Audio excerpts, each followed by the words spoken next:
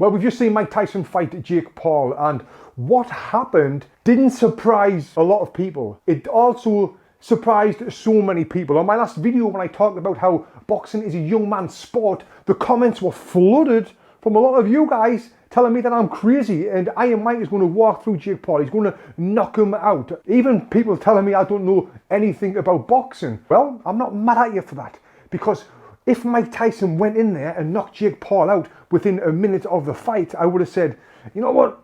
Yeah, that's Mike Tyson. He's fighting Jake Paul. Obviously, he's going to knock him out. But when you do pull yourself out of it and look from the outside looking in, there was two major things in that fight that absolutely killed any chance of Mike Tyson being able to win. The first big thing was his legs. His legs totally went. And when I think about fighters getting older, even for myself, after I won an Olympic medal and I retired undefeated professional, when I got a little bit older, then I started to see my reactions gone. My timing completely went after just a couple of years off boxing. And this was only like 6 years ago when I was like 33 years old. So because of the inactivity in the ring, yes, it kills your time and your accuracy of when you're throwing punches, but also it really kills your timing of being able to see punches coming and defend.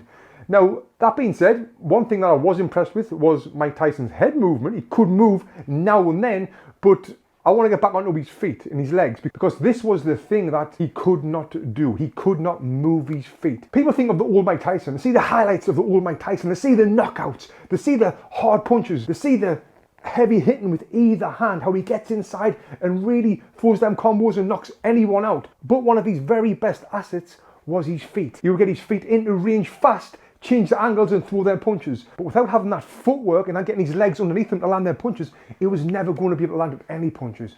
And this was the biggest major problem that Mike Tyson had. His legs was gone. Yes, his timing was gone. Yes, his speed was gone.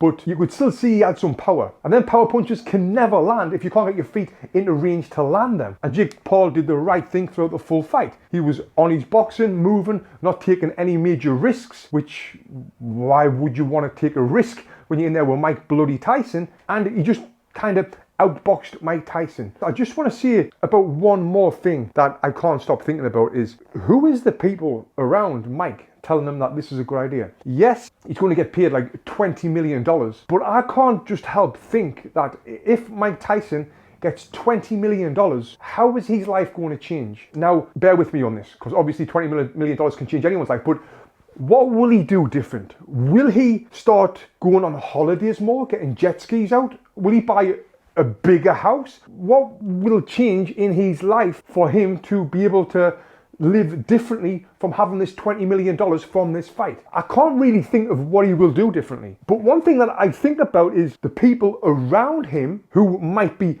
getting some of this money, leeching some of this money. It will change their lives. Now, I might be wrong in thinking that, but what's it going to do for Mike Tyson? What's it going to do for the people around him? Exactly.